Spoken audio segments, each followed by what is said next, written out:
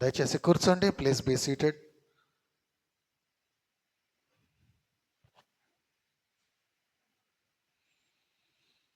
ముందుగా దేవాది దేవుడు మనకిచ్చిన ఈ గొప్ప అవకాశము, ఈ మందిరము కదా, ఈ సంఘము, ఈ సమయము, ఈ సహవాసము 3 సార్లు ఎప్పుడు గుర్తుపెట్టుకోవాలి?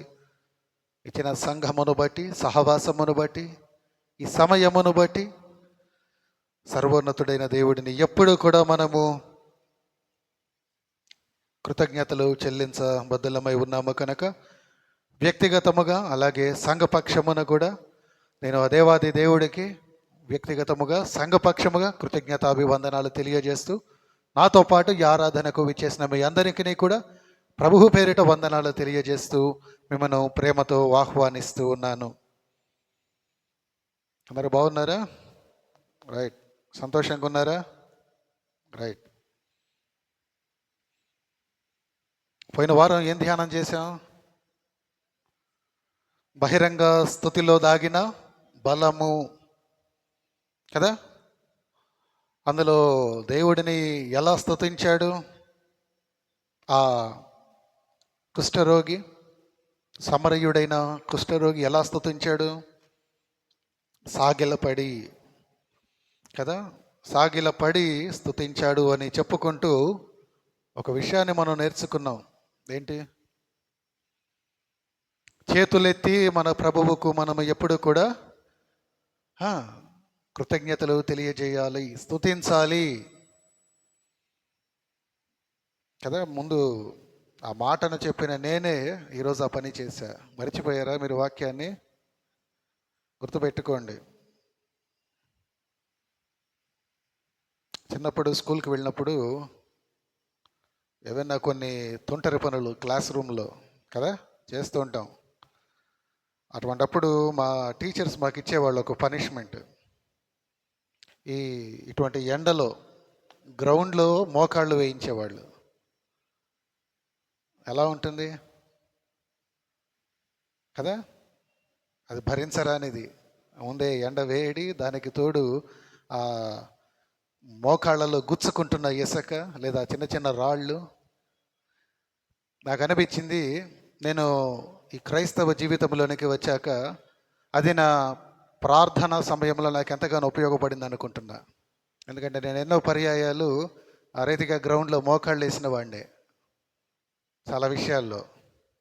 ఇప్పుడు కాదండి, నా స్కూల్ డేస్లో. అప్పుడప్పుడు ఇంకో పని చేయించేవాళ్ళు, గోడ కుర్చీ వేయించి ఈ రీతిగా కూర్చుంటాం కదా స్క్వాట్ పొజిషన్లో, ఆ ఒళ్ళో నా పుస్తకాల బ్యాగ్ పెట్టేవాళ్ళు, అది పడిపోకూడదు మళ్ళా. ఇంకొన్నిసార్లు ఇందాక నేను చేతులు ఎత్తిన రీతిగా ఈ రీతిగా చేతులు ఎత్తించేవాళ్ళు, ఈ చేతులపైన అరచేతులపైన బ్యాగ్ పెట్టేవాళ్ళు, మళ్ళీ ఇది పడకూడదు. నాకు అనిపిస్తుంది అప్పుడప్పుడు ఆ పనిష్మెంట్స్ ఈరోజు ప్రభువును నేను ఇంకా సమీపముగా చేరడానికి నాకు ఉపయోగపడ్డాయా అనిపిస్తుంది. ఆ మోకాళ్ళు వేయటం, ఆ రీతిగా చేతులు పైకెత్తి ప్రభువుకు నేను స్తుతులు చెల్లించడంలో కదా. స్తుతులు చెల్లించేటప్పుడు చేతులు ఎత్తాలి, నేర్చుకోండి. మంచిది. సమయం 12:15 సాధ్యమైనంత మటుకు నేను వాక్యాన్ని త్వరగానే ముగించడానికి సిద్ధపడతాను. దయచేసి కొద్దిగా మీరు నాకు సహకరించగలిగినట్లయితే, అంటే మీరు శ్రద్ధగా వినటములో మీరు వింటారో నాకు తెలుసు, అలాగే అడిగినప్పుడు చక్కగా రెఫరెన్స్లు చదవటంలో మీరు నాకు సహాయపడగలిగితే దేవుడి మాటలను మనము సమయానుకూలంగా ముగించడానికి సిద్ధపడదాం. మత్తయి సువార్త 3వ అధ్యాయములో 5 నుండి 10 వరకు వచన భాగాలను మనం చదువుకున్నాం కదా. అక్కడ చూసినప్పుడు ఆ 8వ వచనములో వారు అంటున్నారు, అబ్రహాము మాకు తండ్రి అని మీలో మీరు చెప్పుకొని తలంచవద్దు.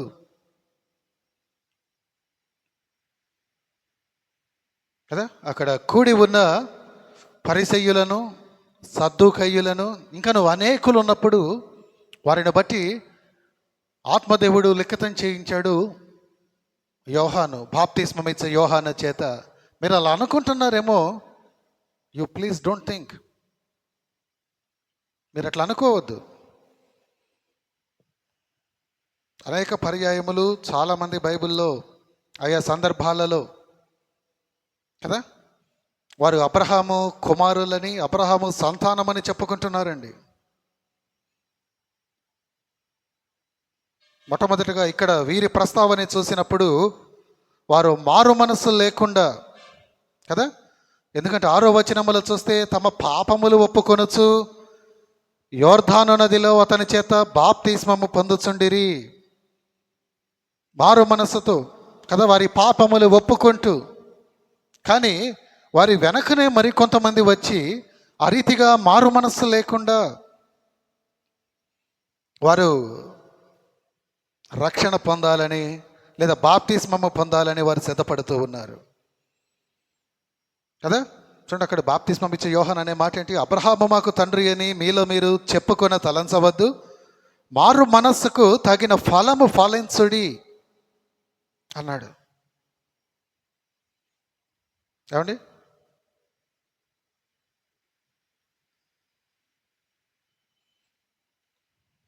ప్రభు ఏమన్నాడు ఇటు వారిని బట్టి? సర్ప సంతానమా కదా. ఇక్కడైతే బాప్తిస్మం ఇచ్చే యోహాను అన్నాడు, కానీ మరొక సందర్భంలో ప్రభువు కూడా అటు వారిని సర్ప సంతానము అని సంబోధించాడు.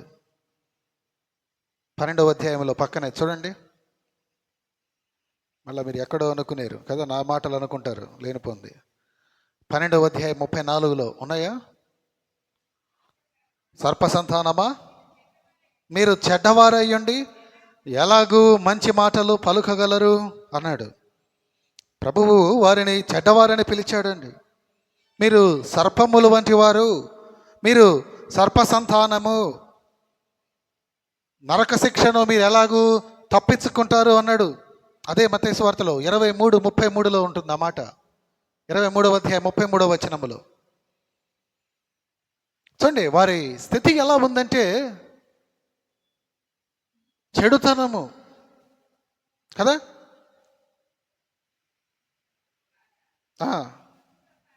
సర్ప సంతానమా, నరక శిక్షణ మీరు ఎలాగూ తప్పించుకుందరు. ఏమర్థమవుతున్నది మనకు ఆ వాక్యములన్నిటిని బట్టి? వారందరూ కూడా మారు మనస్సు లేకుండా ప్రభువుకు కనబడుతూ ఉన్నారు కదా. మారు మనస్సు లేని వారిని ప్రభువు ఏమని పిలుస్తున్నాడంటే, మీరు సర్పములు, సర్పములారా, సర్ప సంతానమా కదా. మారు మనస్సు లేని వారు ప్రభువు దృష్టికి ఆ రీతిగా కనబడుతున్నారండి కదా. అంటే మారు మనస్సును ప్రభువు ఎంతగా కోరుతున్నాడో, ఆ మారు మనస్సు యొక్క ప్రాముఖ్యతను ఆయన ఎంతగా కోరుతున్నాడో, ఆ మారు మనసుకు ఎంతటి ప్రాముఖ్యత ఉందో దేవుడి వాక్యం మనకు తేటగా సెలవిస్తూ ఉంది కదా. ఏమంటున్నాడు ఆయన? ఏం కోరుతున్నాడు? నిజమైన మారు మనస్సు కదా. ఇక్కడ 3వ అధ్యాయంలో చూస్తే కొందరు తమ పాపములు ఒప్పుకుంటూ యోర్దాను నదిలో అతని చేత బాప్తిస్మము పొందుతున్నారు. కానీ అదే సమయంలో అటువంటి మారు మనస్సు లేకుండా, దానికి తగిన ఫలము లేకుండానే కొందరు ఆ బాప్తిస్మానికి సిద్ధపడుతూ ఉన్నారు. ఎందుకు ధ్యానం చేస్తున్నాం? ఈ మాసములో మనం పునరుద్ధాన పండుగను మనం చేసుకున్నాం కదా. పునరుద్ధానుడైన మన ప్రభువును మనం తలపోస్తూ ఒక మంచి విశేషమును, పండుగను మనం జరుపుకున్నాం. ఇవాళకి 4వ వారము కదా. ఆ మాటలు తలపోయాలండి ఖచ్చితంగా. నిజమైన మారు మనస్సు ప్రభువు ఎంతగా కోరుతున్నాడు, అది మనకు ఎంత అవసరమయ్యిందో చూడండి. చాలామంది సంఘాలయాలలో సంఘము ఎదుట కేవలము వారు అనుకుంటారు బాప్తిస్మము తీసుకుంటే మనము రక్షించబడ్డాము. అలా కాదు. బాప్తిస్మం తీసుకుంటే మీరు రక్షించబడరండి. మనం గతంలో కూడా ధ్యానం చేసాము ఈ మాటలు కదా. బాప్తిస్మం పొందినంత మాత్రాన మనము మారు మనసు పొందినట్లు కాదు, మన హృదయము మారినట్లు కాదు, మనము రక్షించబడినట్లు కాదు. కానీ ఎప్పుడైతే నీ హృదయం మారుతుందో, ఎప్పుడైతే నీ మనస్సు మారుతుందో, నీవు అప్పుడు నిజముగా రక్షించబడినట్లే. అప్పుడు నీవు పరిశుద్ధాత్మలో బాప్తిస్మం పొందినట్లే కదా. మారు మనస్సు అనేది అంతరంగములో జరిగేదండి. బాప్తిస్మము బాహ్యముగా జరిగేది. ప్రభువు బాహ్య క్రియను గురించి అడగటం లేదు, కానీ మీలో అంతర్లీనంగా, మీలో అంతరంగికంగా జరిగే ఆ క్రియను గురించి ప్రభువు అడుగుతూ ఉన్నాడు. మీరు లోపల ఎటువంటి స్థితిలో ఉన్నారు? ఈనాడు ఈ సంఘములో కూర్చున్న మీరంతా, ఈ మాటలు వింటున్న మీరంతా నిజంగా మారు మనసు అనుభవాన్ని కలిగే ప్రభువు ఎదుట మీరు కనబడుతున్నారా? ప్రభువు అది అడుగుతున్నాడు కదా. చాలామంది అనుకుంటారు మేము పుట్టు క్రైస్తవులమండి. ఆ మాట శుద్ధ తప్పండి. పుట్టు క్రైస్తవులు ఉండరు. పుట్టుకతోనే ఎవరు క్రైస్తవులు ఉండరు. ఒకవేళ మీరు క్రైస్తవులైన తల్లిదండ్రులకు మీరు పుట్టి ఉండవచ్చు. సమాజము మిమ్మల్ని ఆ రీతిగా ఒకవేళ సర్టిఫికేట్స్ రూపంలో మిమ్మల్ని క్రైస్తవులుగా చూస్తుందేమో, కానీ ప్రభువు దృష్టికి మీరు ఎప్పుడు క్రైస్తవులు అనబడతారంటే ఎప్పుడైతే ప్రభు క్రీస్తును మీరు స్వంత రక్షకుడిగా అంగీకరిస్తారో, ఎప్పుడైతే ఆయనను మీ హృదయములో మీరు నిలుపుకుంటారో, ఎప్పుడైతే ఆయనను గురించి మీ హృదయాన్ని మార్చుకుంటారో, అప్పుడు మీరు క్రైస్తవులుగా పిలువబడతారు. పుట్టు క్రైస్తవులు ఉండరండి. పుట్టుకతోనే క్రైస్తవులు ఉండరు. కానీ క్రైస్తవుడు నూతనముగా పుట్టగలడు. పుట్టుకతోనే క్రైస్తవులం కాం, కానీ మీరు క్రైస్తవులుగా మరలా పుట్టగలరు. అదే కదా ప్రభువు నతనీయులకు బోధించింది. ఏమండి కదా, ఒకడు మారు మనస్సు చేతనే మరలా తిరిగి ప్రభువులో జన్మించగలడు, నూతనముగా జన్మించగలడు. దట్ ఈస్ పాసిబుల్ కదా. అటువంటి మారు మనసుకు స్పష్టమైనటువంటి సూచనలు కావాలి. పరిశుద్ధాత్మదేవుడు ఒక వ్యక్తి హృదయములో ఆ పాపపు ఒప్పుకోలను కలిగించకుండా ఒక వ్యక్తి దేవునికి సంపూర్తిగా లోబడటము, చేతులెత్తి ప్రభువును స్తుతించడం జరగదండి.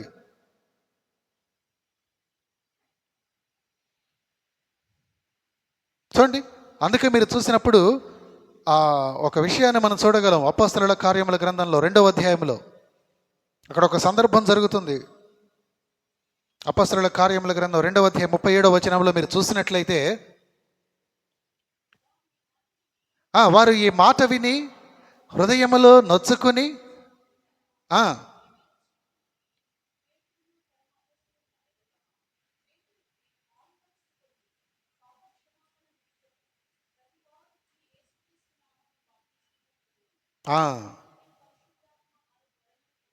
కదా. అదే 40వ వచనానికి వచ్చేలోకి చూడండి, అక్కడ ఇంకొక పరిస్థితి మనకు తటస్థిస్తుంది. ఇంకను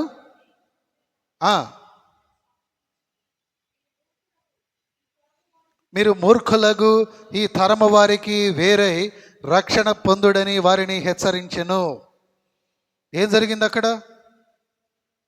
ఆ ముందు వచనంలో ఏం జరిగింది? 37లో. ఈ 40వ వచనానికి వచ్చేలోకి ఏం జరిగింది? ఈ భాగములో 40వ వచనానికి వచ్చేలోకి వారు పాపములను ఒప్పుకున్నారండి. వారికి రక్షణ నిశ్చయత కలిగింది. అంటే అప్పటి వరకు ఈ లోకము వైపు ఉన్న హృదయము దేవుని వైపు మరలింది. That is true salvation. ఎవరైతే దేవుని వాక్యము చేత నొచ్చుకుంటారో, ఎవరి హృదయాలైతే దేవుని వాక్యము చేత పొడవబడతాయో, వారు పరిశుద్ధాత్మ అనే వరమును పొందుకొని ఆ పరిశుద్ధాత్మలో వారు ఖచ్చితముగా, నేను రూఢిగా చెబుతున్నాను మాట, అటువంటి వారి రక్షణ అనుభవాన్ని వారి జీవితంలో పొందుకున్నట్లు. వాక్యము చేత పొడవబడాలండి. నాడు ఇక్కడ కూర్చున్న మీలో ఎందరికీ అటువంటి రీతిలో వాక్యము చేత, దేవుని వాక్యమనే ఆయన ఆ రెండంచెలు కలిగిన ఖడ్గము చేత పొడవబడిన అనుభవం ఉందో నాకైతే తెలియదు. కానీ అటువంటి అనుభవము మీలో ఉన్నప్పుడే మీ పాపముల నిమిత్తము మీరు రహస్యములో ఎటువంటి క్రియలు నెరిపారు, మీరు సంఘము ఎదుట లేదా సమాజము ఎదుట ఎటువంటి క్రియలను మీరు నెరిపారు, వాటన్నిటి విషయములో దేవుడు మిమ్మల్ని ఒప్పింప చేసిన నాడు ఏమండి చూడండి, అక్కడ 40వ వచనములో ఆ భాగములో వారు పాపాలు ఒప్పుకున్నారు, వారికి ఒక రక్షణ నిశ్చయత కలిగింది కదా. అది నిజమైన మారు మనస్సు అండి. పొడవబడిన హృదయాలు, దేవుని వాక్యము చేత పొడవబడిన హృదయాలు, దేవుని వాక్యము నీతో సూటిగా ఏది మాట్లాడుతుందో దానిని ఆ రీతిగానే నేరుగా అంగీకరించే హృదయాలు. నాడు సంఘాలయాలలో దేవుని మాటలు ప్రకటించడం అంటే సేవకులకు చాలా కష్టమైన పని అయిపోయింది. వాక్యం ఉన్నది ఉన్నట్లుగా చెబితే సంఘములో ఎవరు కూర్చోలేరు. ఎందుకంటే దేవుని వాక్యము ఆ రీతిగా హృదయాలను పొడుస్తూ ఉంటుంది, వారి హృదయాలను అది విచ్ఛిన్నం చేస్తుందండి. కానీ మనం గమనించాలి, దానిని నీవు ఎదుర్కొని కూర్చుండగలిగితేనే, వాక్యము నిన్ను శోధిస్తున్నప్పటికీ, నిన్ను పొడుస్తూ ఉన్నప్పటికీ నీవు సంఘములో కూర్చున్ననాడు దేవుని రక్షణ అనుభవాన్ని నీవు పొందుకోగలవు. దీనిలో మారు మనసుకి ఒక ప్రొసీజర్ స్టార్ట్ అవుతుందండి, ప్రక్రియ. నీవు ఏది ఒప్పుకోవాలో, ఏది ఒప్పుకోకూడదో, ఏది విడిచిపెట్టాలో, ఏది విడిచిపెట్టకూడదో అప్పుడు నీకు బోధించబడుతుంది. ఆ రీతిగా మారు మనసు లేని క్రైస్తవులు ఈనాడు అబ్రహాము సంతానముగా చెప్పుకుంటున్నారేమో, దానివల్ల ప్రయోజనమేం లేదు, ప్రయోజనం లేదండి. మనం చర్చిలకు వెళుతుంటాం, కానుకలు ఇస్తూ ఉంటాం కదా, పేదలకు భోజనాలు ఏర్పాటు చేస్తూ ఉంటాం, దేవుని సేవకులకు మనము గొప్ప ధారాళముగా మనం ఇస్తూ ఉంటాం. ఎన్నో సంఘములో సమాజంలో జరిగే సేవా కార్యక్రమాలకు మనం చేయూతనిస్తూ ఉంటాం కదా. మేము ఫలానా సంఘానికి వెళతామండి అని ఎంతోమంది గొప్పగా చెప్పుకునేవారు కూడా ఉన్నారండి ఈనాడు.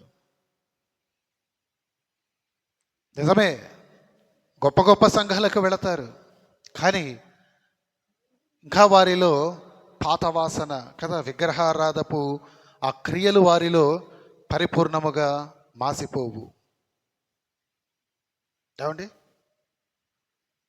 కదా, ఎంతమంది నాడు సంఘాలకు వస్తూ మునపటి ఆచారాలనే ఇంకా కొనసాగిస్తున్న వారు లేరు. వారందరూ మారు మనసు పొందినట్ల కదా. మరి పాపపు దాస్యపు శృంఖలాల నుండి విడిపింపబడకుండా, విడుదల పొందకుండా అటువంటి వారికి ఉండదండి, దేవుని భయం ఉండదు. మారు మనసు ఉంటే కదా. నీ మనసు మారితే, నీవు ప్రభువును నీ స్వంత రక్షకుడిగా అంగీకరిస్తే, ఆయనను నీవు నిజదేవుడని, సత్యదేవుడని నీ హృదయంలో నీవు గొప్పగా నమ్మగలిగితే దేవుని భయం ఉంటుంది. ఈనాడు ఎందుకు ఇంకా చాలామంది వారి యొక్క ఆ పాత అలవాట్లనే కొనసాగిస్తున్నారు? ఎందుకు ఆ పాత ఆచారాలనే వారు ఇంకా వారి జీవితంలో కొనసాగిస్తున్నారు అంటే, ఆ దేవుని భయము లేక. దేవుని భయము కలగాలంటే వారి మనస్సు మారాలి. మారు మనసు లేదు వారిలో. వారు అంటారు, మేము క్రైస్తవులం, మేము సంఘాలకు వెళుతున్నాం, మేము కానుకలు ఇస్తున్నాం, దశమ భాగాలు ఇస్తున్నాం, సంఘములో ప్రతి విషయంలో మేము ముందుంటాము. అలా కాదు. నువ్వు ఎన్ని ఉన్నా ఎన్ని చేసినా నీ హృదయములో దేవుని పట్ల భయము ఉండాలి. ఆ భయము నీ మనసు మారితేనే కలిగేది. ఇక్కడ మీరు ఆ సందర్భంలో చూస్తే ఆ రీతిగా వారు మారు మనసు లేకుండానే, ఏమండి నాడు సంఘాలయాలకు వచ్చే ఎంతమందికి ఇంకా వారి నోటి మాటలలో కపటం దాగుంది కదా. ఎంతమంది మనలో చెడుతనమును అసహ్యించుకునేవారు ఉన్నారు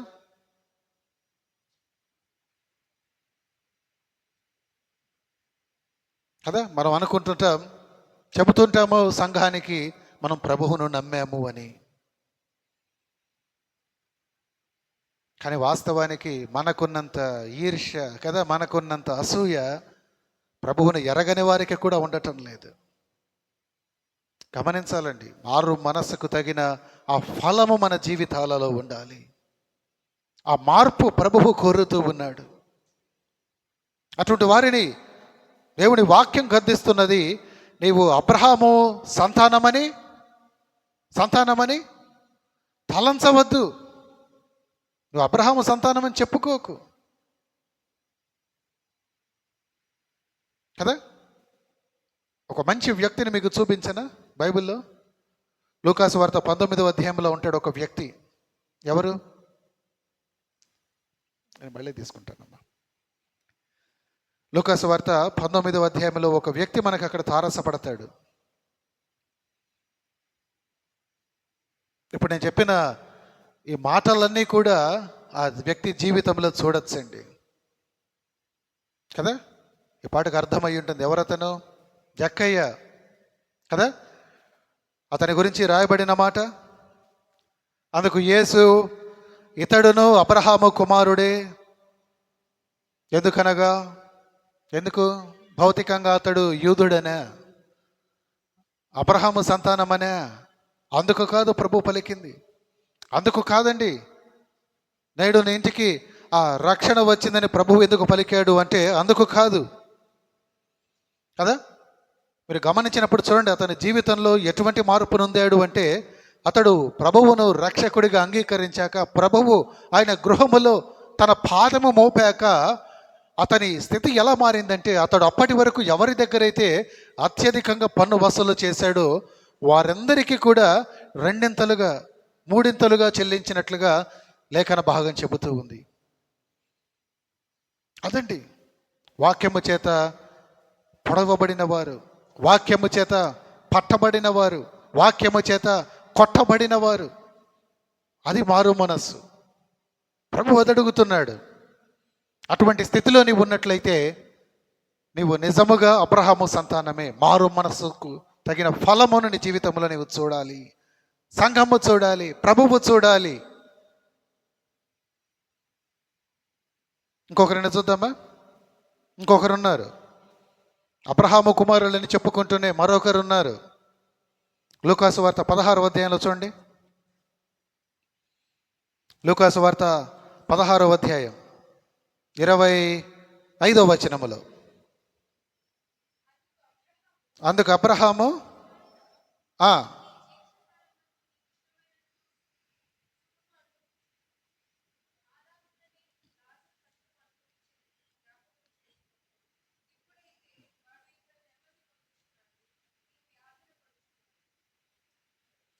కదా. అబ్రహాము కుమారులే. ఎలా ఉంది వారి జీవిత స్థితి? ఎలా ఉందండి? దానికి ముందు వచనాల్లో చూస్తే అక్కడ ఒక ధనవంతుడు ఉంటాడు కదా. అతని గురించే రాయబడింది మాట. అతడు ఊదారంగు బట్టలు కదా, ఊదారంగు బట్టలు ధరించడం, సన్నపు నార వస్త్రాలు ధరించుకుని ప్రతి దినము కూడా బహుగా సుఖపడుతూ ఉన్నాడు. అంటే పాస్టర్ గారు, ఊదారంగు బట్టలు అంటే అంత మంచి కాస్ట్లీ శారీస్ మేము కట్టుకోవడం తప్ప, మేము సంఘాలయానికి మంచి సూట్లు వేసుకొని రావడం తప్పు కాదండి. కానీ సాటి వారి పట్ల కనీసము మీరు ఆ వ్యక్తి జీవితంలో చూడొచ్చు, కనీసము ప్రేమ లేదా కనికరము లేకుండా ఉన్నాడు. అది తప్పు కదా.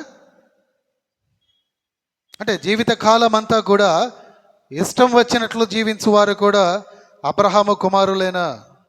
కాబట్టి జీవితం అంటే ఏంటి? దాని విలువ ఏంటి కదా. మన జీవితాన్ని మనం సద్వినియోగం చేసుకోవడం అంటే ఎలా? ఎప్పుడైనా ఆలోచన చేశారా? చూడండి, చాలామంది వారి దురలవాట్లకు బానిసలై కదా, తాత్కాలికమైన ఆ ప్రలోభాలకు లోనై, విచక్షణ లేకుండా, ఎటువంటి ఆ నియమ నిబంధనలు లేకుండా కదా వారు బ్రతుకుతూ క్రైస్తవులు అని చెప్పుకుంటూ ఉన్నారండి. కనీసం ఆ వ్యక్తి జీవితంలో కనికరాన్ని చూడలేం, ప్రేమను చూడలేం. పేరుకు అబ్రహాము కుమారుడే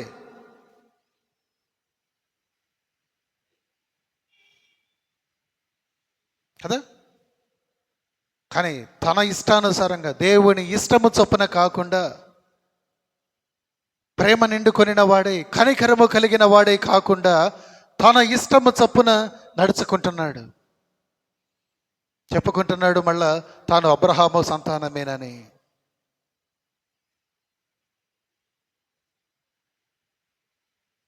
ఏమండి?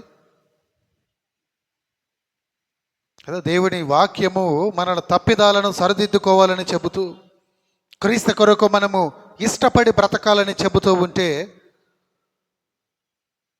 ఎలాడు జరుగుతున్నదేంటి? మన ఇష్టము, మన చిత్తము మనకు కష్టాలను తెచ్చిపెడుతున్నది కదా.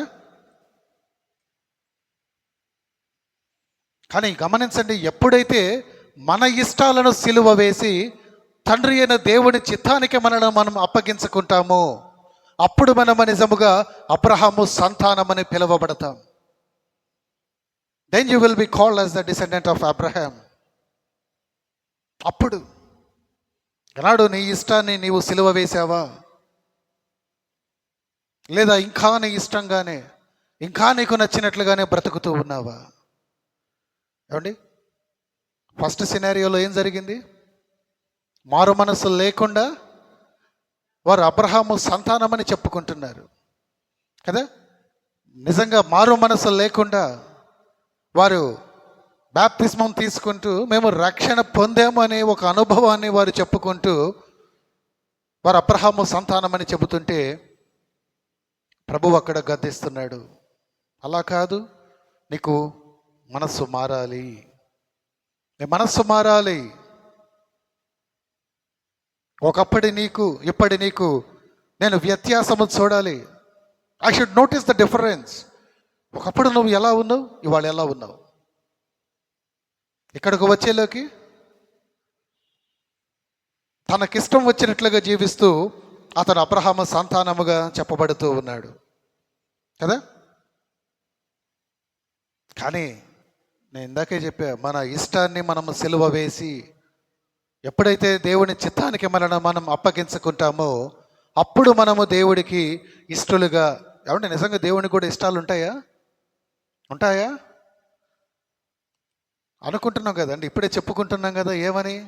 ఆ వ్యక్తి కూడా తన ఇష్టం వచ్చినట్లు బ్రతుకుతూ ఉన్నాడు కదా. అసలు మనం ఎవరమండి? మనం దేవుడు ఏ రీతిగా మనలను సృష్టించాడు? ఆయన పోలిక చొప్పున కదా. మరి ఆయన పోలిక చొప్పున నిర్మించిన మనకే ఇష్టాలు అయిష్టాలు ఉన్నప్పుడు ఆయనకుండవా? ఉన్నాయి. దేవునికి కూడా కొన్ని ఇష్టాలు ఉన్నాయి. ఏంటా ఇష్టాలు? వాక్యానుసారంగా చూస్తే విశ్వాసము లేకుండా దేవునికి అసాధ్యము. సో దేవునికి నీవు ఇష్టడిగా ఉండాలి అంటే, దేవుడు ఎవరిని ఇష్టపడతాడు అంటే, నీవు మొట్టమొదటిగా విశ్వాసము కలిగిన వాడిగా, విశ్వాసము నిండుకొనిన దానిగా ఉండాలి. ఈనాడు నీ విశ్వాసపు పాళ్ళు నీలో ఏ స్థాయికి ఉంది? నీ విశ్వాసమును బట్టి ప్రభువు నిన్ను ఇష్టపడుతున్నాడా, లేక నీ అల్ప విశ్వాసముతో నీవు అనుదినము ప్రభువును కష్టపెడుతున్నావా? ప్రభువుకి ఇష్టలుగా ఉంటున్నారా, కష్టముగా ఉంటున్నారా? ఇంకా ఎవరండి ప్రభువుకి ఇష్టమైన వాళ్ళు? సామెతల గ్రంథంలో దాని గురించి ఒక చక్కని క్లారిటీ ఉంది, చూడండి. 11వ అధ్యాయంలో ఉంటుంది ఆ మాట. 20వ వచనం, యథార్థముగా ప్రవర్తించువారు ఆయనకు ఇష్టలు. 12వ అధ్యాయం 22వ వచనంలో ఉంటుంది, సత్యవర్తనులు ఆయనకిష్టలు. ఉందా? హేయములు, సత్యవర్తనులు ఆయనకిష్టములు. ఈనాడు నీ నోటి గుండా సత్యమునే పలుకుతున్నావా? నీవు ప్రభువుకి ఇష్టడవే. ఎటువంటి మాటలు వస్తున్నాయి? నేను ఇందాకే అన్నా, ఇంకా మన నోట్లో కపటపు మాటలా, లేదా సత్యము కాక మీరు ఎటువంటి మాటలు మాట్లాడుతున్నారో? యథార్థముగా ఉన్నది ఉన్నట్లుగా చూపించేది కాక మన ప్రవర్తన ఎలా ఉందో, లేని వాటిని చూపించాలనే ప్రయత్నం, మనకు కాని వాటిని మనది అని చూపించుకోవాలనే తాపత్రయం. అది కాదండి యథార్థత. నీ దగ్గర కొద్దిగా ఉందా, కొద్దిగా చూపించు. నీ దగ్గర ఘనముగా ఉందా, ఆ రీతిగానే కనబడు. ఏది ఏమైనా ప్రభువు దృష్టికి నీవు ఎలా ఉన్నావు, ప్రభువు నిన్ను ఏ స్థాయిలో ఏ స్థితిలో ఉంచాడో ఆ రీతిగానే నీవు ప్రభువుకు కనపడాలి. ఇంకా ఇంకా ఉన్నాయో దేవుడికి ఇష్టమైనవి? కీర్తనల గ్రంథంలో ఉంటాయి చూడండి కొన్ని మాటలు. 16వ సంకీర్తన 3వ చరణములో, భూమి మీద ఉన్న ఆయన భక్తులే ఆయనకిష్టులు, వారే శ్రేష్ఠులు. ఉందన్నమాట, ఉంటుంది అక్కడ.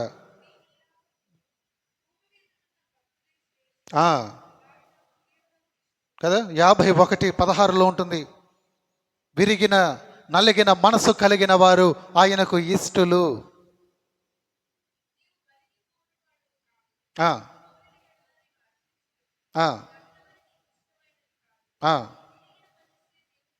కదా, అటువంటి హృదయము, అటువంటి నలిగిన మనసు ఎవరి దగ్గర ఉంటుందో వారు ప్రభువుకు ఇష్టులు.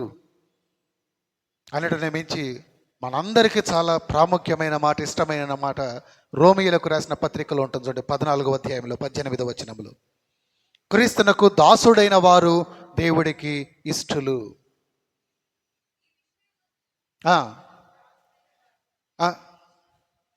చాలు చాలు, అంతవరకు చాలు కదా. క్రీస్తుకు దాసుడైన వాడు, చూడండి దేవుని ఇష్టాలు, దేవునికి ఇష్టమైన విషయాలండి. యథార్థత కలిగి ఉండటం, సత్యమునే పలకటం, విరిగిన నలిగిన మనస్సును దేవునికి ఇవ్వటం. ఏమండి, క్రీస్తుకు దాసులై ఉండటం,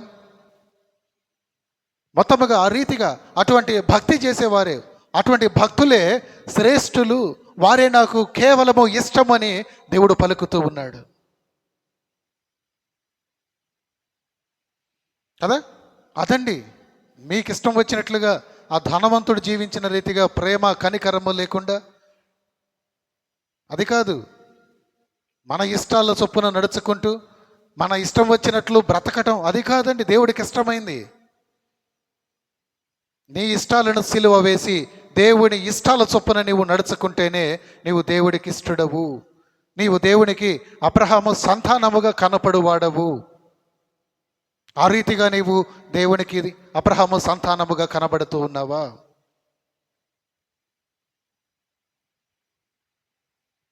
మన ఇష్టానుసారముగా జీవిస్తున్నామా, లేదా దేవుని ఇష్టానుసారముగా?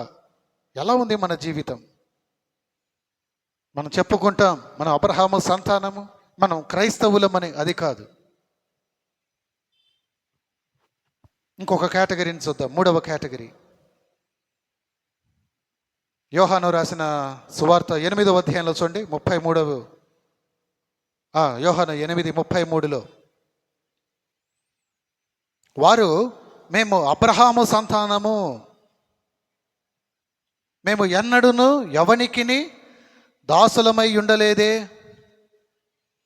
మీరు స్వతంత్రులుగా చేయబడుదురని ఎలా చెప్పుచున్నావని ఆయనతో అనిరి.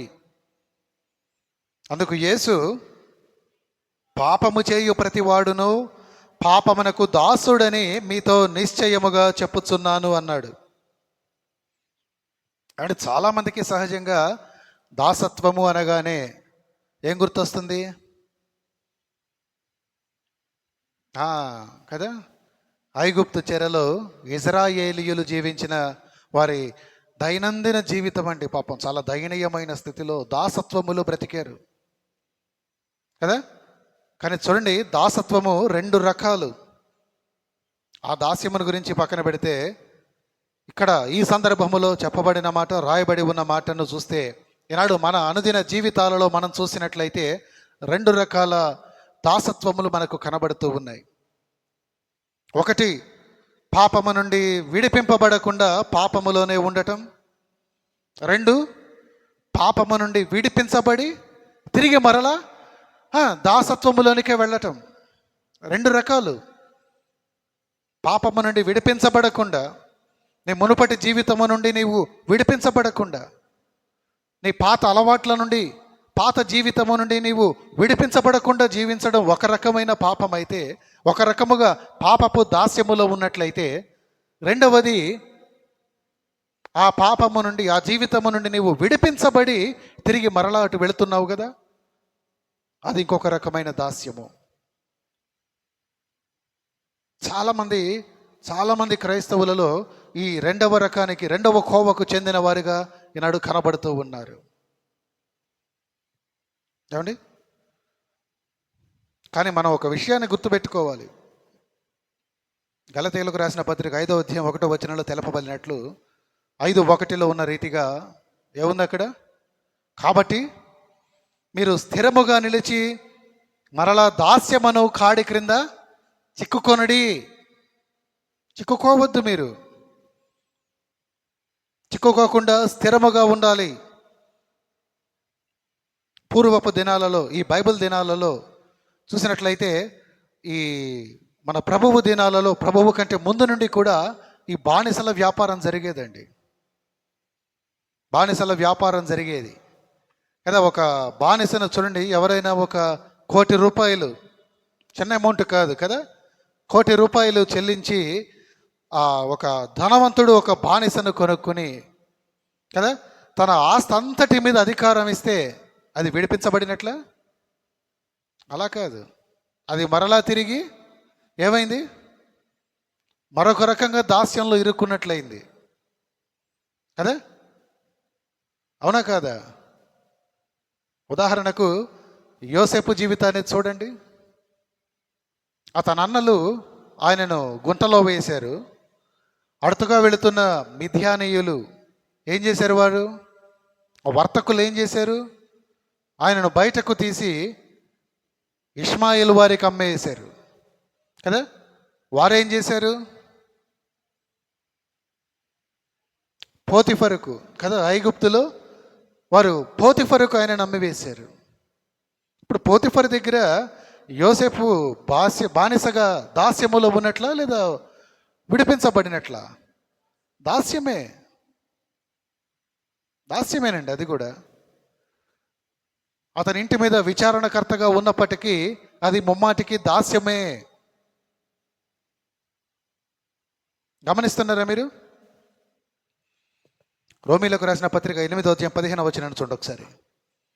ఆ రీతిగా చూడండి, ఒక బానిసను వెల చెల్లించి ఒక ధనవంతుడు కొనుక్కుని తన ఆస్తి మీద అధికారం ఇస్తే అతడు తిరిగి అదే దాసత్వములో పని చేయడం ఎంత వెర్రితనము!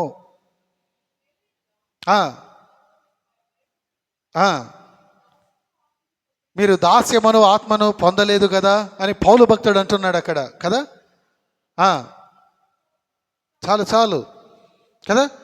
మనము చనిపోవడానికి సిద్ధముగా ఉన్న ఖైదీల వలె ఉన్నప్పుడు క్రీస్తు మన స్థానములో చనిపోయి మనలను స్వతంత్రులుగా చేశాడండి. అవునా కాదా?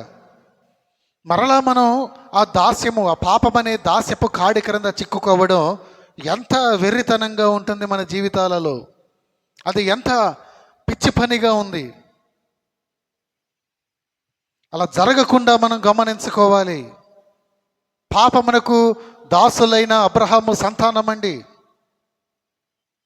యోహాను సువార్త 8:33లో మనం చూస్తున్న వారు ఎవరు? మొట్టమొదటి కేటగిరీ మారు మనసు లేకుండా అబ్రహాము సంతానమని చెప్పుకుంటున్నవారు ఎవరు? రెండవ వారు తమకు ఇష్టం వచ్చినట్లుగా జీవిస్తూ అబ్రహాము సంతానమని, అబ్రహాము కుమారుడని చెప్పుకుంటున్నవారు.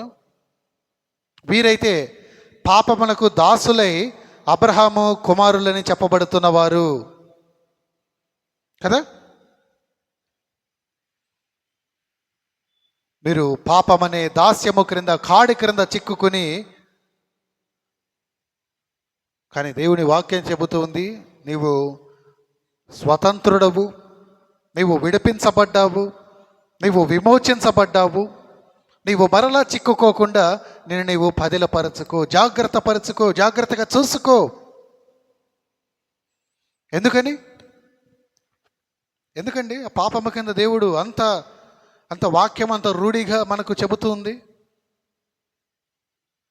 ఎందుకని? పాపం ఏం చేస్తుంది మానవుడిని?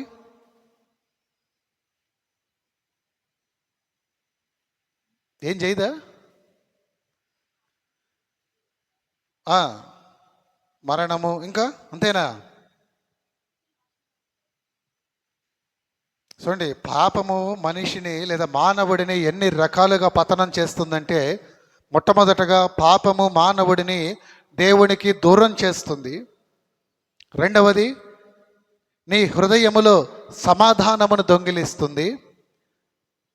ఇంకా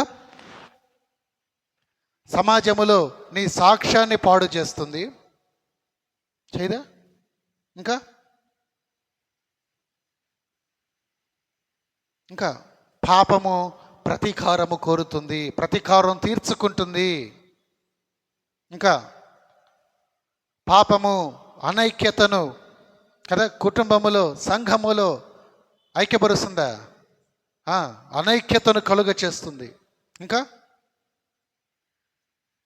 దేవుని మీద తిరుగుబాటు చేయిస్తుంది. అంతేనా? ఆఖరకు నీకు మరణమును కలుగజేస్తుంది కదా, నీకు మరణమును కలుగజేస్తుందండి. పాపము చూడటానికి చాలా అందంగా ఉంటుంది, చేస్తున్నప్పుడు ఆనందాన్ని ఇస్తుంది, కానీ చేశాక నీకు ఆవేదననే మిగిలిస్తుంది. ఎలాగా? పాపము చూడడానికి చాలా అందంగా ఉంటుంది, చేసేటప్పుడు నీకు ఆనందాన్ని ఇస్తుంది, ఆఖరికి చేశాక నీకు గొప్ప ఆవేదన మిగులుస్తుంది తప్పక పాపము వలన నీకు వచ్చేది ఏం లేదండి. తాత్కాలికం అంతే అది ఇచ్చే ఆనందము. అది ఎప్పుడు మనం గుర్తుపెట్టుకోవాలి కదా. ఈనాడు పాపానికి మనము దూరముగా పారిపోతున్నామా, లేదా పాపము వైపే పరిగెడుతున్నామా? వాక్యపు వెలుగులో మనలను మనం పరీక్ష చేసుకుందాం. చూశారు కదా, ఇందాక మనం తలపోసిన ఒక క్యారెక్టర్ ఎవరు? యోసేపు. పాపము నుండి పారిపోయి ఏమయ్యాడు? ఒక ఇంటి మీద విచారణకర్తగా ఉన్న యోసేపును దేవుడు ఒక దేశము మీదే గొప్ప అధికారిగా దీవించాడండి, నియమించాడు.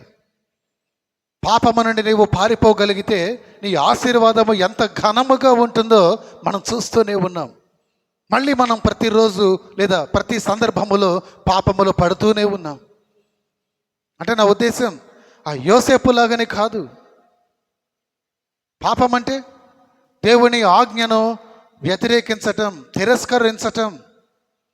ఈనాడు దేవుడు నీకు ఇచ్చిన ఏ మాటను నీవు ఎదిరిస్తున్నావో, ఏ మాటను, ఏ ఆజ్ఞను నీవు ఉల్లంఘిస్తున్నావు, నువ్వు గుర్తుపెట్టుకోవాలి, నీ ఆశీర్వాదాన్ని నీవు కోల్పోతున్నావని. అదే దేవుని ఆజ్ఞను ఉల్లంఘించకుండా ఆయన ఆజ్ఞకు నీవు లోబడితే, పాపమునకు దూరముగా నీవు దూరపరచుకోగలిగితే, పాపమునకు దూరముగా నీవు పరిగెత్తగలిగితే నువ్వు గొప్ప ఆశీర్వాదాలను పొందుకోగలవండి. అందుకే రోమీయులకు రాసిన పత్రిక 6:18 ఉంటుంది ఒక మాట, పాపము నుండి విమోచింపబడి నీతికి దాసులైతిరి, ఇందుకు దేవునికి స్తోత్రము.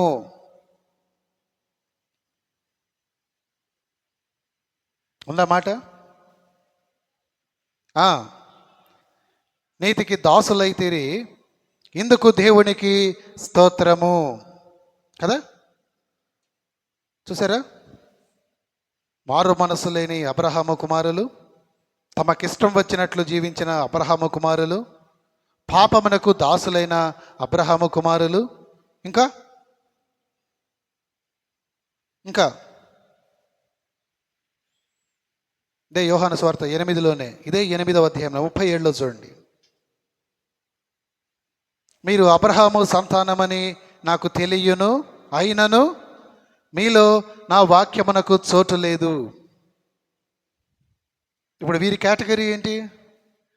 వాక్యమునకు చోటు ఇవ్వని అబ్రహాము కుమారులు కదా. వాక్యమునకు చోటు ఇవ్వని అబ్రహాము కుమారులు. ఇందాక మనం తీసుకున్న ఆ అంశానికి చాలా దగ్గరగా నడిచేవారండి వీరు కూడా. దేవుడి వాక్యానికి వీరి జీవితంలో చోటు లేదు, దేవుని వాక్యమునకు వీరి జీవితంలో ప్రాముఖ్యత లేదు, ప్రథమ స్థానం ఉండదు. వీరి జీవితంలో ఎప్పుడు దేవుని వాక్యం కనబడుతుందంటే ఎన్నో శ్రమల గుండా వెళుతున్నప్పుడు, ఎన్నో శోధనల చేత వారు హింసింపబడుతున్నప్పుడు, అప్పుడు వారి జీవితంలో దేవుని వాక్యం కనబడుతుంది, దేవుని వాక్యం జ్ఞప్తికి వస్తుంది కదా. అబ్రహాము సంతానం మీరు కోరుకున్నట్లుగా కాదు, అక్కడ ఉన్న రీతిగా వాక్యమునకు చోటు ఇవ్వని అబ్రహాము సంతానం అండి అంతా. కానీ దేవుడు ఏది కోరుతున్నాడంటే, యెహోషువ గ్రంథంలో 1వ అధ్యాయంలో ఉంటుంది ఆ మాటలు. చూడండి, నాడు ఎన్నో రకాలుగా దేవుడు ఏ ఉద్దేశముతో సేవకు పిలిచాడు, తన వాక్యాన్ని ఏ విధంగా అందించమన్నాడు, ఆ రీతిగా దేవుని వాక్యాన్ని ప్రకటిస్తూ ఉన్నప్పుడు కదా, ఎన్నో సంవత్సరాలుగా దేవుని వాక్యాన్ని చదువుతూ లేదా ధ్యానిస్తూ ఈనాడు ఆత్మీయంగా మేలులు పొందలేని వారు ఎందరో ఉన్నారు సంఘాలలో. ఎందుకని? దేవుడి వాక్యానికి చోటు ఇవ్వని వారు, దేవుడి వాక్యానికి చోటు ఇవ్వని అబ్రహాము సంతానము క్రైస్తవులు వారు. ఒకవేళ నీ జీవితంలో నీవు అటువంటి క్రైస్తవుడిగా ఉన్నావా? అటువంటి అబ్రహాము సంతానముగా నీవు దేవుని దృష్టికి కనబడుతున్నావా? తీసారండి యెహోషువ 1వ అధ్యాయము 7-8 చూడండి. అయితే నీవు నిబ్బరము కలిగి జాగ్రత్తపడి బహుధైర్యముగా ఉండి నా సేవకుడైన మోషే నీకు ఆజ్ఞాపించిన ధర్మశాస్త్రం అంతటి చొప్పున చేయవలెను. నీవు నడుచు ప్రతి మార్గమున చక్కగా ప్రవర్తించినట్లు నీవు దాని నుండి కుడికి కానీ ఎడమకు కానీ తొలగిపోకూడదు. ఈ ధర్మశాస్త్ర గ్రంథమును నీవు బోధింపక తప్పిపోకూడదు. ఈనాడు విశ్వాసులైన బోధకులైన వాక్య ప్రకారము జీవిస్తే దేవునికి మహిమ కలుగుతుందండి.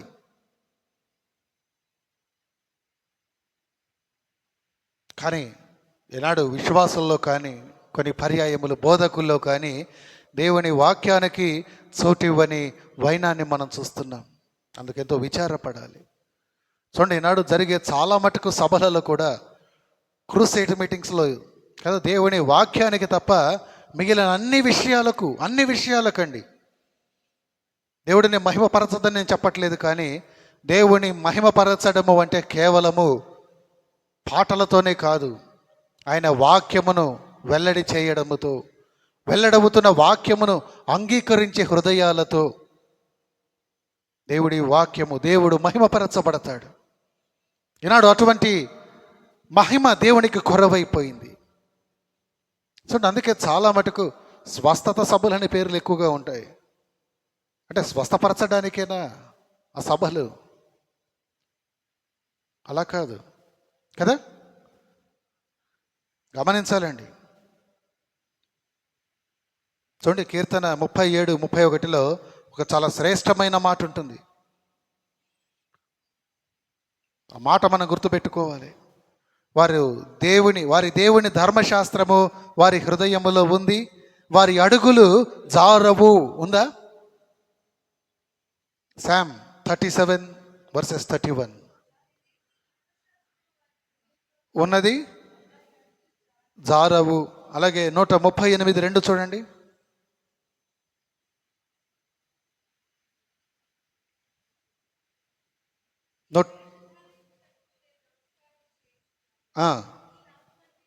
నీ నామం అంతటి కంటే నీవిచ్చిన వాక్యమును నీవు గొప్ప చేసి ఉన్నావు. దేవుని వాక్యమునకున్న ఔన్నత్యం అండి.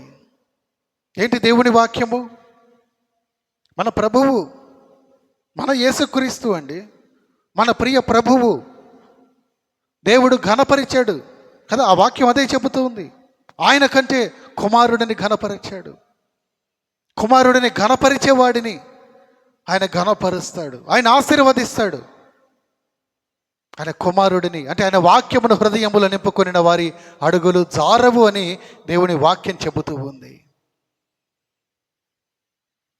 ఈనాడు మన హృదయాలలో దేవుని వాక్యానికి, మన జీవితాలలో దేవుని వాక్యానికి, మన కుటుంబములో, మన సంఘం అనబడిన ఈ ఆత్మీయ కుటుంబములో దేవుని వాక్యానికి ఎంత మటుకు మనం ప్రాధాన్యతనిస్తున్నాం?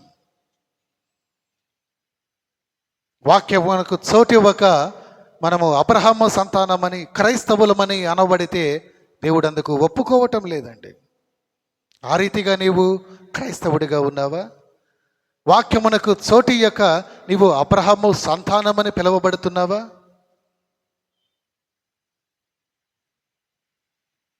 గమనించాలండి విషయాలన్నీ. కదా, దేవుని వాక్యానికి చోటు ఇవ్వక. ఎన్నో మార్లు చెప్పాను, వాక్యమును సిద్ధపడటం అంటే ఎంతో ప్రయాస అండి సేవకులకి. నేను పదే పదే చెప్పటం లేదు, కానీ చాలా ప్రయాసతో కూడిన పని అది. వాక్య సిద్ధపడుతున్నప్పుడు ఎన్నో శోధనలు ఉంటాయి సేవకులకి. నా మటుకు నేను చెప్పగలుగుతున్న మాట, ఎన్నో మార్లు నెమ్మది లేని పరిస్థితి కలుగజేయడానికి సాతానుడు ఎంతో ప్రయత్నం చేస్తూ ఉంటాడు. కానీ వాటన్నిటికీ సిద్ధపడి, వాటన్నిటిని ఎదుర్కొంటూ వాక్యాన్ని సిద్ధపడి వచ్చి వెల్లడి చేస్తున్నప్పుడు సంఘాలయాలలో ఎలా ఉంటుందంటే కొన్ని పర్యాయములు కదా, ఒకరితో ఒకరు ముచ్చటించుకుంటున్నా, లేదా సంఘములో కూర్చుండి పాదిరి గారి వైపు కాక ఏదో బయటకు చూస్తున్నా, లేదా మరొక రీతిగా మనము మన నిర్లక్ష్యాన్ని కనపరుస్తున్నా, అది పరిశుద్ధాత్మ దేవుడిని దుఃఖపరచడమే. అది వాక్యమునకు చోటివ్వని మన నిర్లక్ష్యాన్ని కనపరుస్తున్నదండి. వాక్యమునకు చోటివ్వని క్రైస్తవులు. ఇంకొక కేటగిరీని చూపిస్తూ నేను ముగింపులోనికి వస్తాను. ఇంకొక కేటగిరీ అండి,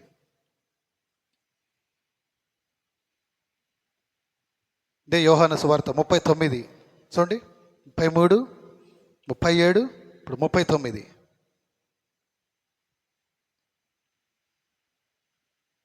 మూసేశారా బైబిల్స్? టైం అయిపోయిందని. తెరవండి మరి, చదవండి.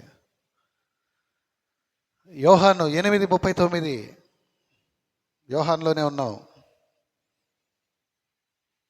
యేసు అందుకు వారు ఆయనతో, మా తండ్రి అబ్రహాం అనిరి. అప్పుడు యేసు ఏమన్నాడు? యేసు, మీరు అబ్రహాము పిల్లలైతే అబ్రహాము చేసిన క్రియలు చేతురు. చదవండి. దేవుని వలన వినిన సత్యము మీతో చెప్పిన వాడనైనా నన్ను మీరిప్పుడు వెదుకుచున్నారే. అబ్రహాము అట్లు చేయలేదు. చాలు కదా, చదవండి. పోనీ 44 దాకా చదివినా పర్వాలా, 44లో చూద్దాం. పోనీ, మీరు మీ తండ్రి యగు అపవాది సంబంధులు, మీ తండ్రి దురాశలు నెరవేర్చగోరుచున్నారు. ఆది నుండి వాడు నరహంతకుడై సత్యమందు నిలిచిన వాడు కాదు, వాని యందు సత్యమే లేదు.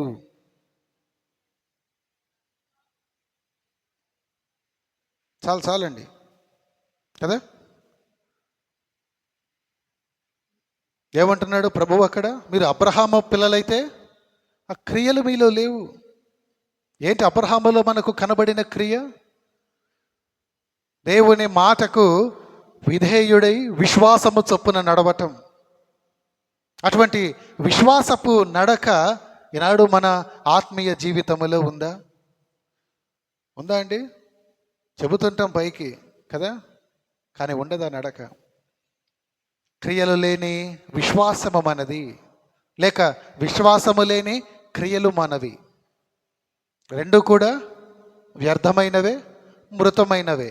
దేవుడు అది కాదు కోరుతుంది. విశ్వాస సహితమైన నడక దేవుడు కోరుతూ ఉన్నాడు.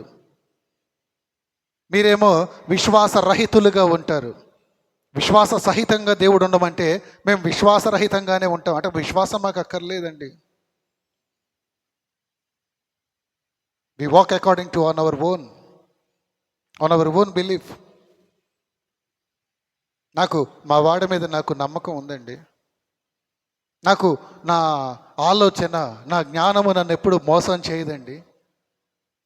అంటే మనకు లేదా మన వంటి వారి మీద ఉన్న నమ్మకం దేవుని మీద మనకు కొరవవుతున్నది. మనం చెబుతున్నాం, మళ్ళీ మనం అబ్రహాము సంతానం అండి, వీఆర్ క్రిస్టియన్స్ అండి, we walk according to the Christ అండి, we had a very good faith అండి.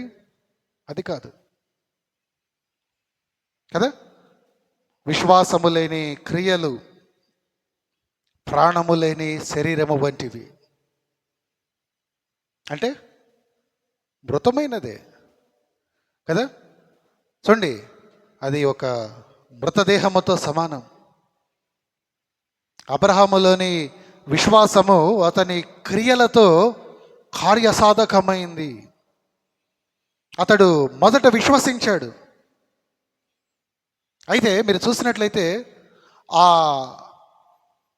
విధేయత వలనే అతని విశ్వాసము సంపూర్ణమైంది. విశ్వాసం ఉంటే సరిపోదు, దానికి తగిన విధేయత. అంటే ఎప్పుడైతే నీవు విధేయతను కనపరుస్తావో అప్పుడు నీవు ప్రభువుతో నడవటం ప్రారంభిస్తావు. అందుకు ప్రభువు కూడా పలికిన మాట ఏది? విధేయత, లేదా కొన్ని పర్యాయములు దీనత్వం. నేను సాత్వికుడను దీనుడను, మీరు నా కాడును ఎత్తుకోండి. అది సులువుగా ఉంటుంది, అది తేలికగా ఉంటుంది, భారమైనది కాదు. You carry my yoke and walk with me. చాలామంది విశ్వాసం ఉంటుంది కానీ విధేయత చూపరు కదా. మనం పోయిన వారం కూడా ఒక సందర్భంలో ధ్యానం చేసాం. ఏంటన్నమాట? ఏంటండి అది? If you cannot say loud, are you lying low? Yohan ఏం చేశాడు? ఆ కృతజ్ఞత కలిగిన లేదా కృతజ్ఞతలు చెప్పిన ఆ సమరయుడైన కుష్ఠవ్యాధి ఆ వ్యక్తి ఏం చేశాడు? గొప్ప శబ్దముతో కేకలు వేయచ్చు, మహిమపరుస్తూ సాగిలపడ్డాడు కదా. ఎంత గొప్పగా కేకలు వేయగలిగిన, అరణ్యములో గొప్పగా కేకలు వేయుచున్న యోహాను కూడా ప్రభువును అల్లంత దూరములో చూడగానే తనను తాను తగ్గించుకుని ఆయన చెప్పులు విప్పటానికి కూడా నాకు అర్హత లేదని తనను తాను చూపించుకున్నాడండి. అది విధేయత. ఎలాడో నీకు విశ్వాసం ఉంటే సరిపోదు, అటువంటి విధేయత, అటువంటి తగ్గింపును ప్రభువు కోరుతూ ఉన్నాడు. ఆ తగ్గింపు నీలో ఉంటే నీవు ప్రభువుతో నడవటం ప్రారంభిస్తావు కదా. చూడండి, విశ్వాసమును బట్టే కదా రాహాబు ఆ వేశ్య, ఆ వేగుల వారిని సమాధానముగా చేర్చుకుంది. అందును బట్టి ఏమైంది? ఆ అవిధేయులతో పాటు నశించిపోకుండా తనను తన కుటుంబాన్ని రక్షించుకుంది. విశ్వాసం ఉంటే సరిపోదు, విశ్వాసాన్ని బట్టి చేర్చుకుంది. యెహోషువ పంపిన ఆ వేగుల వారిని చేర్చుకుంది, తన ఇంట ఉంచుకుంది. తెలుసు అది చాలా రిస్కే, అయినప్పటికీ I will do that, I will do it for my lord. నా ప్రభువు కోసం నేను ఆ రిస్క్ని భరిస్తాను, నేను అది చేస్తాను కదా. అటువంటి విశ్వాసము మనలో లోపిస్తూ ఉంది. ఇంగ్లీష్లో ఒక చక్కని ప్రావర్బ్ ఉంటుందండి, ఒక మాట, యాక్షన్ స్పీక్స్ లౌడర్ దాన్ వర్డ్స్. అంటే మాటకు అర్థం, మన క్రియలు మన మాటల కన్నా ఘనముగా పలుకుతాయట. నువ్వు అనుకోవచ్చు, నేను చాలా గంభీరంగా పలుకుతా, మైక్ ఇస్తే మైక్ కంటే ఇంకా నేను గొప్పగా. అలా కాదు, నీవు చేసే క్రియలే నీ మాటల కంటే ఘనంగా వినపడతాయి, సమాజానికి, ప్రభువుకు కనపడతాయి. అటువంటి క్రియలు మనలో ఉన్నాయో లేవో? ఏమండి, చాలా క్రియలు ఉన్నాయండి బైబిల్లో. అంధకార క్రియలు ఉన్నాయి, అపవాది క్రియలు ఉన్నాయి, చెడ్డ క్రియలు ఉన్నాయి, శరీర క్రియలు ఉన్నాయి, నిర్జీవ క్రియలు ఉన్నాయి. కానీ ప్రభువు అడుగుతున్నది విశ్వాసపు క్రియలు. విశ్వాసంతో కూడిన నీ క్రియలు అడుగుతున్నాడు, ఈ క్రియలు కాదు. ఈనాడు ఏ క్రియలు మనం నెరుపుతున్నాం? చేయకూడని లేదా నెరపకూడని క్రియలన్నిటినీ మనం చేస్తూ చేయవలసిన ఆ ఒక్కదానినే మనం మిస్ చేస్తున్నాం కదా. విశ్వాసపు క్రియలు మనం చేయలేకపోతున్నాం. మనం అనుకుంటాం మనం క్రైస్తవులమని. కాదు, ప్రభు పలుకుతున్నాడు, మీరు కాదు, మీరు అబ్రహాము సంతానము కాదు. అంటే మీరు క్రిస్టియన్స్ కాదు. You are not supposed to be called as Christians. You are not supposed to be called as my people, my followers of me. You are not the followers of Christ. మీరు Abraham సంతానం కాదు, క్రీస్తును అనుకరించేవారు కాదు, మీరు క్రైస్తవులు కాదు. ఒకవేళ క్రైస్తవులని మీరు చెప్పుకున్నట్లయితే ఈ తెలపబడిన 5 విషయాల నుండి మీరు బయటకు రావాలి. ఏంటా మొదటిది?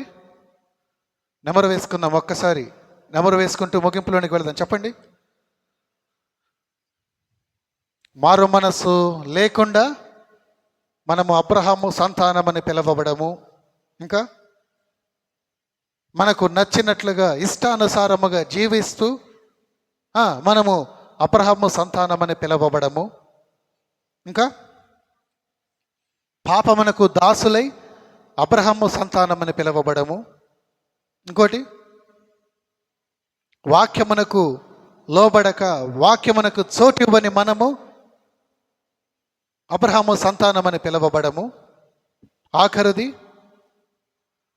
39లో క్రియలు లేని కదా, మీరు అబ్రహాము పిల్లలైతే అబ్రహాము చేసిన క్రియలు మీరు చేస్తారు కదయ్యా. ఆ క్రియలు లేవు మీలో. No faith, no works of faith. విశ్వాసము లేదు, విశ్వాసపు క్రియలు లేవు. మీరు ఎలా చెప్పుకుంటున్నారు క్రిస్టియన్స్ అని? 5 విషయాలలో ఈనాడు క్రైస్తవులైన మనము అబ్రహాము సంతానమని ఒకవేళ చెప్పుకుంటుంటే 5 విషయాలలో ఏ విషయంలో మనం నిలబడి ఉన్నామో బయటకు రావాలండి. అబ్రహాముతో దేవుడు పలికాడు, నీవు లేచాడు. లేవాలి నాడు మనం అబ్రహాములాగా లేవాలి. నీ ఉన్న స్థలము నుండి నీవు లేవాలి. నీవు ప్రభువు నీతో పలికిన ఆ ప్రతి విషయము నుండి నీవు లేచి బయటకు రావాలి. మారు మనసు లేకుండా ఉన్నావా? బయటకురా. నీ ఇష్టానుసారం జీవిస్తున్నావా? బయటకురా. వాక్యమునకు చోటివ్వకుండా ఉన్నావా? బయటకురా. పాపపనే దాస్యములో నీవు ఉన్నావా? బయటకురా. క్రియలు లేని జీవితములో నీవు ఉన్నావా? బయటకురా. నీవు రాగలిగితే, వాటన్నిటిని నీవు రాగలిగితే నీవు అబ్రహాము సంతానమే. I will consider you as the descendant of Abraham. I will consider you as a true Christian. I will consider you as my son or as my daughter. అప్పుడు వాటన్నిటిని విడిచిపెట్టి నీవు వస్తే నేను నమ్ముతాను, నేను ఒప్పుకుంటాను. అప్పటిదాకా నీవు చెప్పుకోవచ్చు, కానీ నేనైతే ఒప్పుకోను. నీవే మెచ్చుకోవచ్చు, నిన్ను సమాజం మెచ్చుకోవచ్చు, కానీ నేనైతే ఒప్పుకోను. కనుక ఈనాడు ఏ రీతిగా మనం అబ్రహాము సంతానం అని పిలువబడుతున్నామో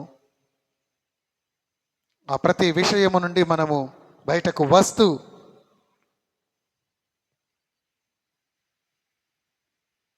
ఎదుటివారి మెప్పు కొరకు కాదు, కానీ మన ఒప్పు కొరకు, ప్రభువు కొరకు మనము ఒప్పుకొనిన వారమై ఉందాం. ఏది కావాలి నీకు? నీ తోటి వారి మెప్ప, ప్రభువు ముందు నీ ఒప్ప? ప్రార్థన చేసుకుందాం. ప్రార్థన చేద్దాం. దేవుడు ఆయన వినికిడిలో, మన వినికిడిలో ఆయన ఇచ్చిన ఆయన అమూల్యమైన మాటల కొరకై మనం ప్రార్థన చేద్దాం. దయచేసి అందరం అండి తలలు వంచుకుని ప్రార్థన చేద్దాం. మహాపరిశుద్ధుడా, ప్రేమగల తండ్రి, జీవాధిపతి, మీ ఉన్నతమైన, ఘనమైన, శ్రేష్టమైన, అద్వితీయమైన, పూజింపదగిన నామమునకు, మీ బంగారు పాదములకు వందనాలు, స్తోత్రములు నాయన. మటుకు ఈ దినము మీ వాక్యముతోనైనా మీరు మమ్మను సూటిగా సంధించారు.